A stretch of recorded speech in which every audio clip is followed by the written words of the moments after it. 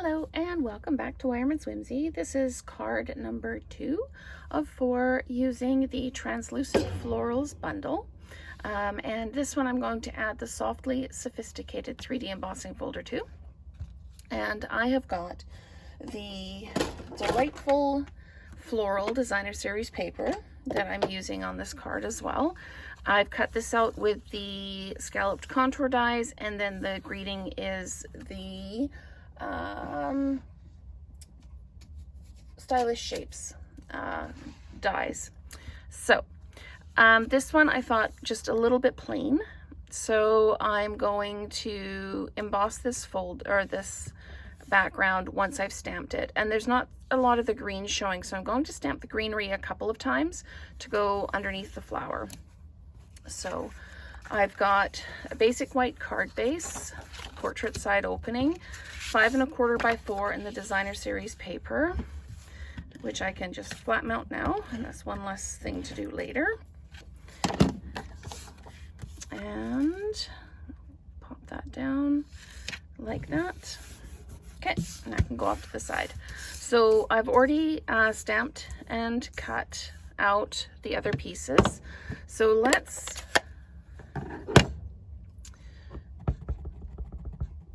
do this, and I'm going to stamp kind of right here, and then I'm going to come in again like that.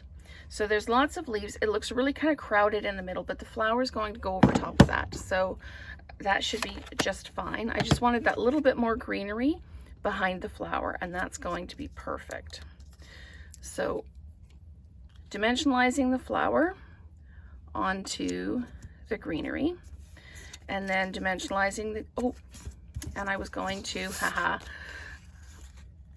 let's see, and that peeled off nicely. So before I get all excited and don't do the folder, here's the folder. So we're going to put this in the folder just like that, and we're going to run it through the machine.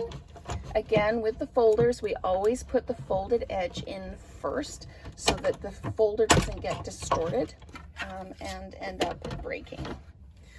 So that's just given us a little bit of detail on the front. And if I can just pop it out, there we go. So the back side is actually really pretty as well. When you're using a die, the side that's designed to be at front is always, you put it through with the Stampin' Up logo up. This one, I really like the raised piece, but I kind of like that as well. So it's your choice which side you use. But now what I'm going to do is I'm going to actually add the flower to the front like that. And then I'm going to add the happy birthday to the front as well, like that.